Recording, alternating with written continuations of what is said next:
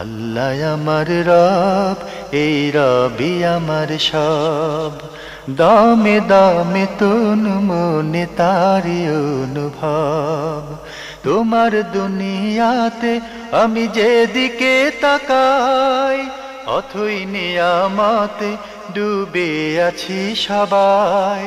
পাক পাখালির গানে শুনি তসবি কলো রব, তসবি কলো রব। আল্লাহ আমার রব, এই রবি আমার সব। আসসালামু আলাইকুম, আলহামদুলিল্লাহ, আসসালাতু ওয়াসসালামু আলা রাসূলিল্লাহ। প্রিয় দর্শক, আপনারা যারা দেশে আছেন প্রবাসে, সবাইকে জানাই অনেক অনেক প্রীতি ও শুভেচ্ছা। শুরু হলো এনটিভি আয়োজিত এবং লাভ হলো নিবেদিত অনুষ্ঠান আপনার জিজ্ঞাসা। আপনাদের সাথে আছি আমি জয়নুল আবেদিন আজাদ, আর আপনাদের মনে জায়গা প্রশ্নের জিজ্ঞাসার জবাব দিচ্ছেন বিশিষ্ট আলেম ডক্টর মোহাম্মদ সাইফুল্লাহ। আসসালামু আলাইকুম ওয়া রাহমাতুল্লাহি ওয়া বারাকাতুহু। প্রিয় দর্শক, চলুন তাহলে জিজ্ঞাসার জগতে। শুরুতে একটি ইমেল পাঠিয়েছেন মোস্তাক আহমেদ। লিখেছেন, আমাদের গ্রামের কৃষকরা বছরের পর বছর শত শত মন ফসল ঘরে তুললেও কোনোদিন কাউকে ফসলের 100 ওসর দিতে দেখিনি। তারা জানেও না ফসলের ওসর দিতে হয়। এ সম্পর্কে তাদের কোনো ধারণা নাই যে এটি একটি আল্লাহর অবশ্য পালনীয় বিধান। যারা এই বিধান পালন না করে মৃত্যুবরণ করেছে, তাদের কি পরিণতি হবে? ধন্যবাদ এই ভাইকে, খুবই গুরুত্বপূর্ণ প্রশ্ন করেছেন। আল্লাহ সুবহানাহু ওয়া তাআলা কোরআনে কারীমে ইরশাদ করেছেন, ওয়া আতু হাক্কাহু ইয়াওমা হাসাদে, তোমরা তোমাদের এই ফসলের হক আদায় করে দাও। ফসল হক বলতে যাকাতকে বোঝানো হয়েছে। ফসলের যাকাত, উৎপাদিত যে ফসল আছে ফসলের যাকাত ফরজ। ওয়া আতু হাক্কাহু ইয়াওমা হাসাদিহি, যেদিন তোমরা এটা কর্তন করবে সেদিনই আদায় করে দেবে। সুতরাং এটি এত গুরুত্বপূর্ণ যে এটা ডিলে করার কোনো সুযোগ নেই। ফসল কাটার দিন কি একটা আনন্দের পরিবেশ সৃষ্টি হতো। যেদিন কাটবে সেদিনই দেবে, অন্য দিন না। মানে ডিলে করার কথা বলেন নাই, সেদিন দেওয়া হচ্ছে মানে বিধান। দুর্ভাগ্যের বিষয় হচ্ছে এই ভাই যে প্রশ্নটি করেছেন, আমাদের দেশের আলেমরা একটি মাসআলায় দ্বিমত পোষণ করার কারণে পূর্ববর্তী সময়ের আলেমরা এই দেশের ফসলে যাকাত আসবে না মর্মে ফতোয়া দিয়েছেন, যেটি গলত ফতোয়া ছিল সেই ব্রিটিশ সময় থেকে। সেই মাসালাটি হচ্ছে এই যে বাংলাদেশের অথবা এই অঞ্চলের জমিনগুলো মানে হাল হিয়া আরাদি খারাজিয়া আম আরাদি ও শিয়া, এই জমিনগুলো কি মানে খারাজ আসবে, খারাজি জমি নাকি অশরি জমি? তখন আলেমরা এইটা বলেছেন যে যখন জমিদার প্রথা ছিল তখন জমিদারদের কাছ থেকে লিজ এর মতো নেওয়া হতো, এবং লিজ নেওয়া হতো ফলে জমিদারদেরকে একটা পোর্শন দেওয়া হতো, আর বাকিটা যিনি চাষাবাদ করতেন তিনি নিতেন, এবং মালিকানাটা জমিদারেরই ছিল। ফলে এই কারণে আলেমরা বলেছেন যে ওই যে যেহেতু জমিদারদেরকে খারাজ দিয়ে দিত, মানে উৎপাদিত একটা অংশ জমিদারদেরকে দিয়ে দিত, এটার উপর নির্ভর করে আলেমরা এই কথা ফতোয়া দিয়েছেন যে এটা আরাদি খারাজি, এর মধ্যে যাকাত নেই। এই বক্তব্যটি গলত, কারণ এখনকার জমিদার প্রথাও নেই, আর এখন প্রত্যেকটা সম্পত্তি ব্যক্তি মালিকানা সাব্যস্ত হয়েছে, একেবারে মালিকানা লিখিতভাবে সাব্যস্ত হয়েছে, আর প্রত্যেকটা ব্যক্তি সম্পদের মালিক এবং সম্পদের উৎপাদন তিনি নিজে করতেছেন। সেই পরিস্থিতি এখন নেই। হ্যাঁ, সুতরাং ওই বিষয়টাকে সামনে রেখে আলেমদের মধ্যে এই বিষয়ে একটা বিভ্রান্তি ছিল যে বাংলাদেশের মানুষগুলো তাদের উৎপাদিত ফসলে যাকাত দিবে কি দিবে না, এই কারণে এই সমস্যাটা তৈরি হয়েছে। ফলে এই মাসআলায় আমাদের আলেমরা আজকে দিন পর্যন্ত তারা এটা এস্টাবলিশ করতে পারেন নাই বা এটা তুলে ধরতে পারেন নাই যে এই আমাদেরকে মানে উৎপাদিত ফসলের জমি থেকে উৎপাদিত ফসলের যাকাত দিতে হবে।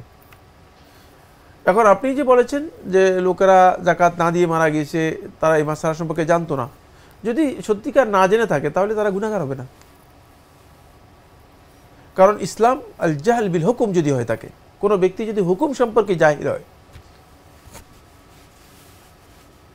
তাহলে সেই ব্যক্তিকে ইসলাম মানে শরীয়ত পাকড়াও করবে না। হুকুম সম্পর্কে জাহিল হয় তাহলে সে এর জন্য আল্লাহ তাআলার কাছে তাকে আল্লাহ রাব্বুল আলামিন ধরবেন না অথবা পাকড়াও করবেন না, শাস্তি দেবেন না।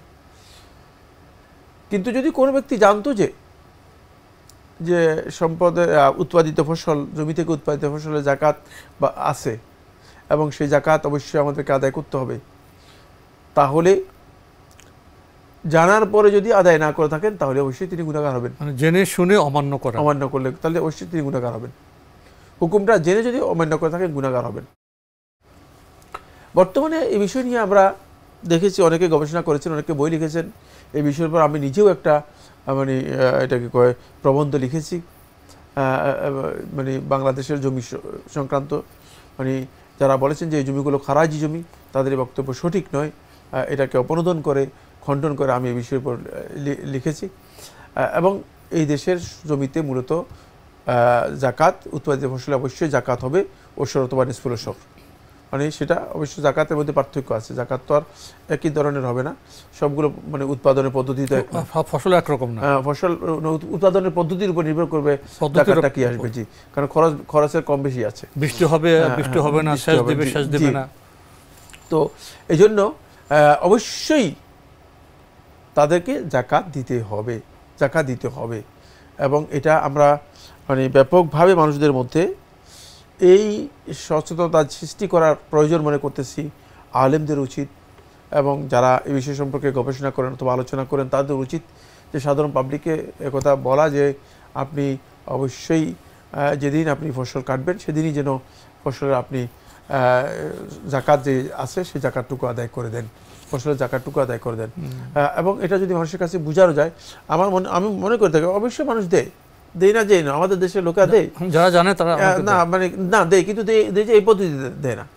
সেটা হলো ফসল যখন আসে তখন তারা দেখা যাচ্ছে মাদ্রাসাগুলোতে, তারপরে এতিমখানাগুলোতে বিভিন্ন জায়গায় ধান দিয়ে থাকে, আলু দিয়ে থাকে, তারপরে জব দিয়ে থাকে, এগুলোকে কি বলে ভুট্টা দিয়ে থাকে।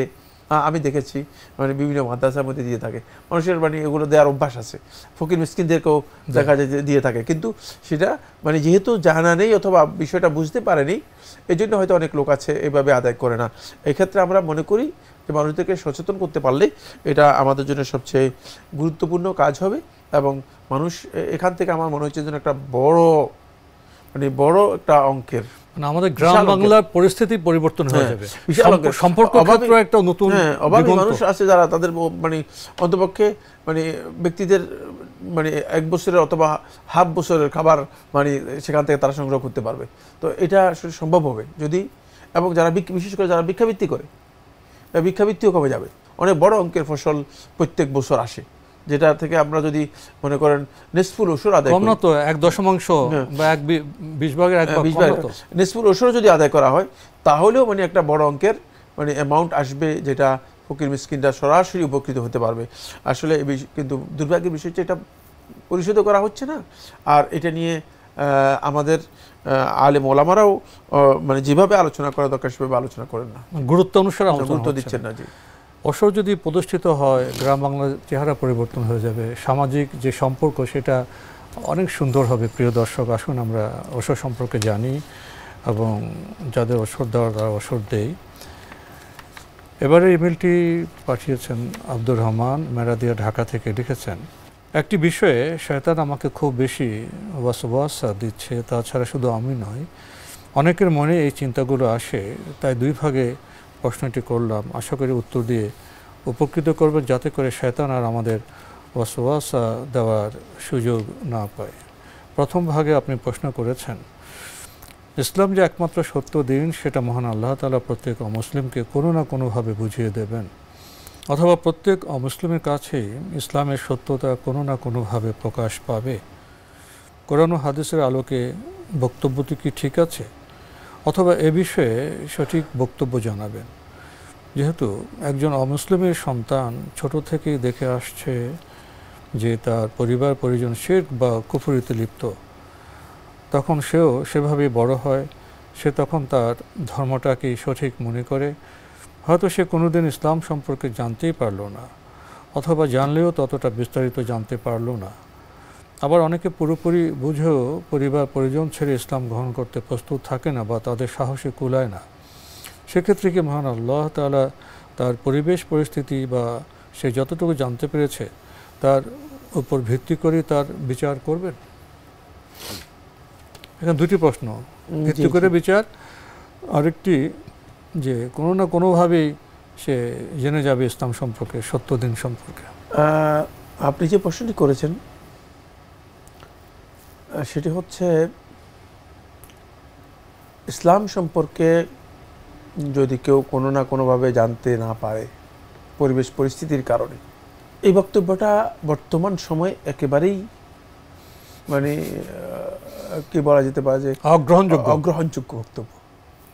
কারণ ইসলাম এমনভাবে মানুষের কাছে স্পষ্ট হয়ে গিয়েছে, পৃথিবীটাই তো একটা ব্রিজে পরিণত হয়ে গেছে, একটা ভিলেজে পরিণত হয়েছে, ছোট্ট একটা পৃথিবী হয়ে গেছে। পৃথিবীটা এখন আর সেই আগে যে বিশাল পৃথিবী ছিল এখন বিশাল, এখন তো খুব যোগাযোগ, খুব যোগাযোগ, এক মিনিটের মধ্যে আপনি আমেরিকাতে কি হচ্ছে সেটা জেনে যাচ্ছেন, আপনি ইসলাম সম্পর্কে জানবেন না কেন? জানার ইচ্ছে থাকলে। আর আপনি এখন নেটে যান, আপনি এখন গুগলে যান, গুগলকে ইসলাম সম্পর্কে বলেন যে গুগল অথবা এআই যে কি বলে এআই মানে যে এখন নতুন কৃত্রিম প্রযুক্তি যেটা, হ্যাঁ, আপনি যদি সেখানে মানে যান, আপনি বলেন ইসলাম সম্পর্কে আমাকে বলেন বা ইসলাম সম্পর্কে আমাকে জানিয়ে দাও, তাহলে ইসলাম সম্পর্কে আপনি ক্লিয়ার করে দেবে। সুতরাং এই প্রশ্ন করার সুযোগ আর এখন নেই।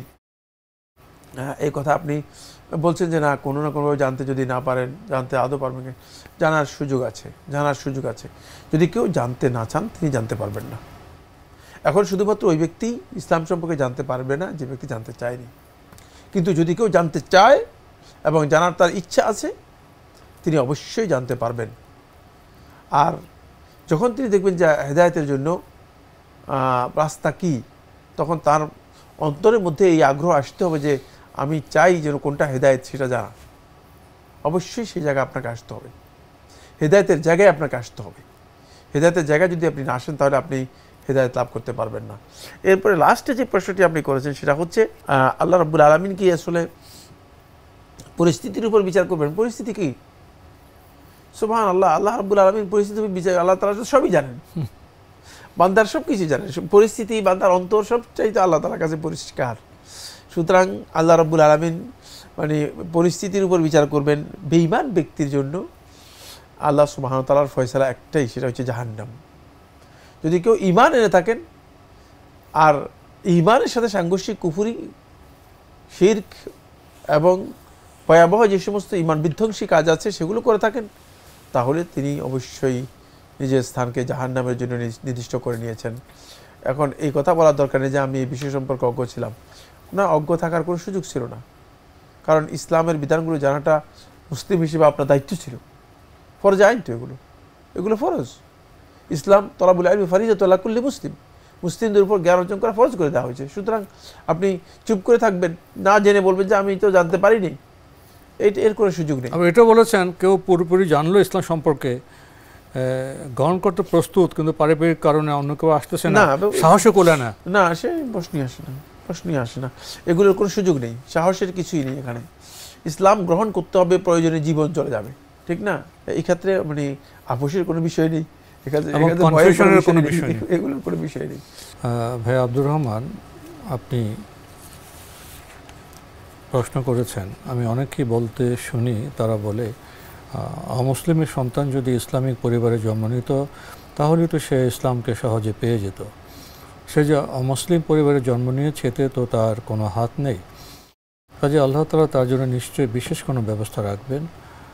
আবার আমি একবার আমার এক হিন্দু বন্ধুকে ইসলামের দাওয়াত দিয়েছিলাম, সে তখন আমাকে বলেছিল সৃষ্টিকর্তা আমাকে হিন্দু ধর্মে পাঠিয়েছে, কাজেই যা বোঝার সৃষ্টিকর্তাই বুঝবে, তোমাকে এটা নিয়ে ভাবতে হবে না। এই বক্তব্যগুলোর আলোকে দয়া করে জবাব দিবেন, যাতে করে কেউ এমন প্রশ্ন করলে তাকে জবাব দেখাতে পারি। মহান আল্লাহ আপনাদের ভালো রাখুন, সুস্থ রাখুন। ধন্যবাদ এই ভাইকে, আপনি একটা কঠিন প্রশ্ন করেছেন, জানি না আমি এর কি উত্তর দিতে পারবো। বাকি যে কথাটি বলেছেন সেটা হচ্ছে এই যে মুসলিম ধর্মে বা মুসলিমের ঘরে যদি কোনো ব্যক্তি জন্মগ্রহণ করে তাহলে তো খুব সহজেই সেই ইসলামকে পেয়ে যাবে। হ্যাঁ, এটা তার প্রতি একটা অনুগ্রহ, কোনো সন্দেহ নেই। আল্লাহ রাব্বুল আলামিন অনুগ্রহ যার উপর ইচ্ছা করেন তার উপর করেন, এটা একটা বড় অনুগ্রহ, কোনো সন্দেহ নেই। এবং সেই অনুগ্রহ করার কারণেই সেই এতটুকু অনুগ্রহ পেয়েছেন আল্লাহর পক্ষ থেকে, এটা স্বীকার করতে হবে, অস্বীকার করার কিছুই নেই। কিন্তু তারপরেও মুসলিমে করে জন্মগ্রহণ করে অনেক লোকই তো দেখা যাচ্ছে যে কাফের, বেঈমান এবং নাস্তিক হয়ে যাচ্ছে, এবং ঘোষণা করতেছে। হ্যাঁ, ঘোষণা করতেছে। সুতরাং মানে এখান থেকেও আপনাকে বুঝতে হবে, মুসলিমে করে জন্মগ্রহণ করার পরে অনেকে শিরক, বেদাত এবং কুফরের মধ্যে লিপ্ত হচ্ছে। না, মুসলমানদের মধ্যে কত শতাংশ বেহেশতে যাবে, কত শতাংশ দোজখে যাবে। সুতরাং মানে এটা মানে আল্লাহ রাব্বুল আলামিন অনুগ্রহ করেছেন তার উপর, কিন্তু সেই অনুগ্রহটা বুঝতে পারেনি। কিন্তু আদৌ কি এই বক্তব্য এই জায়গায় প্রযোজ্য? না, প্রযোজ্য নয়। কারণ রাসূলুল্লাহ সাল্লাল্লাহু আলাইহি ওয়াসাল্লাম হাদিসের মধ্যে বলেছেন যেটা, সেটা হলো মূল কথা। সেটা কি? সেটা রাসূলুল্লাহ এভাবে বলেছেন, কুল্লু মাউলুদিন ইউলাদু আলাল ফিতরাহ, প্রত্যেক নবজাতক সে জন্মগ্রহণ করে থাকে ফিতরাতের উপর, সে ধর্মের উপর নয়। আপনাকে কথা বলে না যে আপনি ধর্মের উপর, আপনাকে ধর্মের উপর আপনাকে এটা করা হয়নি। জন্ম কাউকে হিন্দু ধর্মের, কাউকে খ্রিস্টান ধর্মের উপর, কাউকে বৌদ্ধ ধর্মের উপর, কাউকে মুসলিম ধর্মের উপর, ইসলাম ধর্মের উপর জন্ম হয়েছে, এই কথা সঠিক নয়। সেটা স্বভাব ধর্মের, সে স্বভাব ধর্ম এবং সেটা ফিতরাতের দুটি ব্যাখ্যা। একটি হচ্ছে মানে ইসলামকে দিন হিসেবে গ্রহণ করার মতো এই মানে প্রকৃতি তার মধ্যে দেয়া আছে, আল্লাহ তাআলার ওয়াহদানিয়তের, তাওহীদের মানে বিষয়টি বোঝার মতো অবস্থা তার মধ্যে আছে, ইনস্টল করা আছে। আর দুই হচ্ছে ফিতরাতের আরেকটি অর্থ হচ্ছে যে এমন স্বভাবজাত প্রকৃতি দেয়া আছে যেখানে কোনোভাবেই আল্লাহ তাআলার সাথে, খালেকের সাথে মানে দ্বিমত হয় থাকে, খালেকের অধিকার নষ্ট হয়ে থাকে, এরকম কিছু তার মধ্যে থাকবে না। সে মূলত মানে ওই প্রকৃতিতে, ওই ফিতরাতের উপরেই, ইসলামের উপরেই সে জন্মগ্রহণ করেছে। ফিতরাতকে কেউ কেউ ব্যাখ্যা করেছেন ইসলামের উপর জন্মগ্রহণ করে। فأبواه يهودانه وينصرانه ويمجسانه, পিতা মাতা তারপরে এই দুইজনই তাকে ইহুদিতে পরিণত করে, খ্রিস্টানে পরিণত করে, অগ্নি পূজারকে পরিণত করে, অর্থাৎ তার দিনটাকে পরিবর্তন করে দেয়। সুতরাং এই ক্ষেত্রে একজন শিশুকে যদি আপনি প্রশ্ন করেন, শিশু কিন্তু সে তার ধর্ম এ কথা বলবে না যে আমি মানে মানে খ্রিস্টান ধর্মের অনুসারী, অথবা আমি মানে হিন্দু ধর্মের অনুসারী, না, প্রশ্নই আসে সেটা বলবে না। কিন্তু তাকে এই পরিবর্তনটা ঘটায় পিতামাতাই। সুতরাং পিতামাতাই প্রথম তার এই ক্ষতিটুকু করে। এই পরিবেশের প্রভাবটা শুরু হয়ে থাকে তার পিতামাতার থেকে, পরবর্তীতে সে আরও মানে অন্য পরিবেশ থেকে সেখানে কি হয়, প্রতিক্রিয়াশীল হয়, অথবা সেই পরিবেশ তাকে মানে প্রভাবিত করে তাকে ওই ধর্মের দিকে নিয়ে যায়।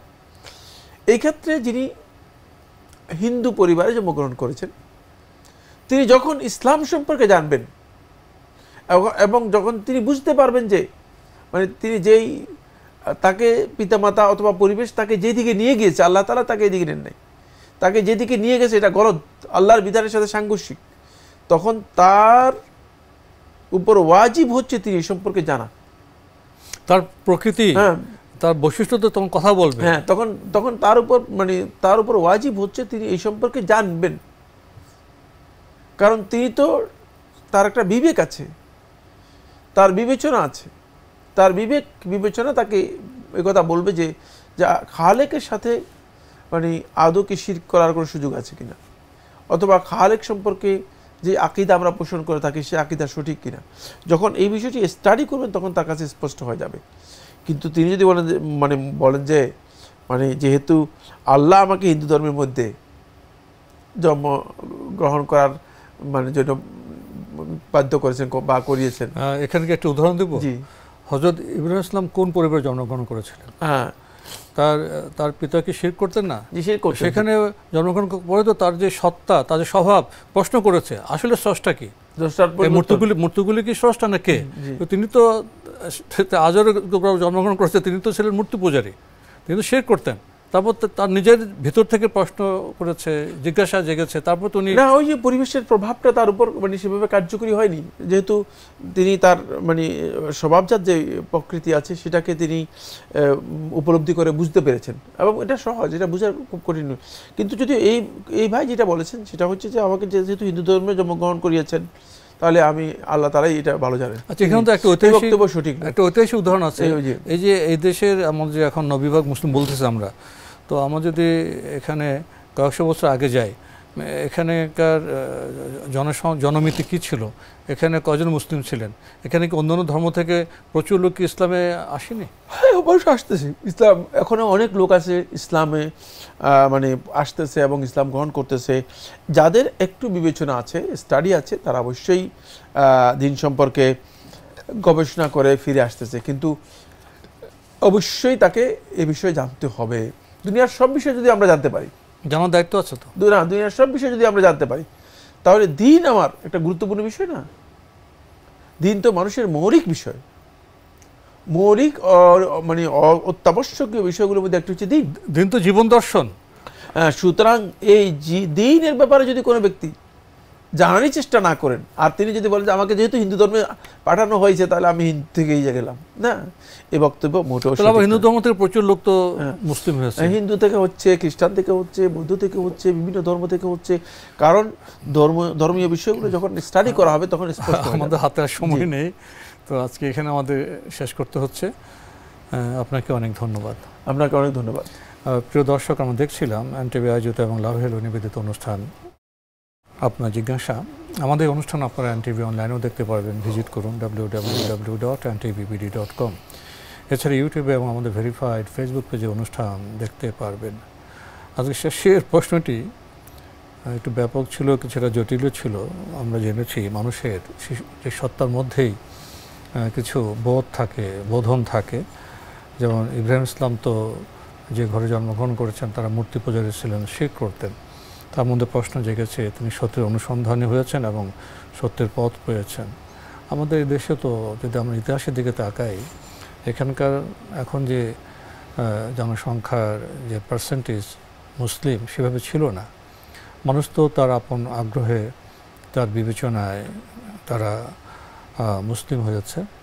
তো মানুষের মধ্যে যে বিভাগ আছে, যে সজ্ঞা আছে, জানার যে দায়িত্ব আছে, সেটা কাজ করলে আমরা বোধহয় সঠিক পথ পেতে পারি।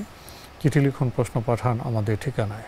পরিচালক আপনার জিজ্ঞাসা, এনটিভি, বিএসসিসি ভবন, 7ম তলা, 102 কাজী নজরুল ইসলাম অ্যাভিনিউ, কারওয়ান বাজার, ঢাকা 1215। ইমেল অ্যাড্রেস আপনার জিজ্ঞাসা @ntvbd.com। মহান আল্লাহ আমাদের সবাইকে নিরাপদে রাখুন, রাখুন শান্তিতে। আসসালামু আলাইকুম। আল্লাহ আমার রব, এই রবি আমার সব, দামে দামে তুন মনে তারি অনুভব।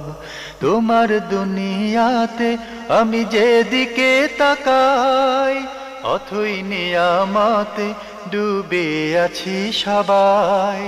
পাক পাখালির গানে শুনি তসবিহ কলরব, তসবিহ কলরব। আল্লাহ আমার রব, এই রবি আমার সব।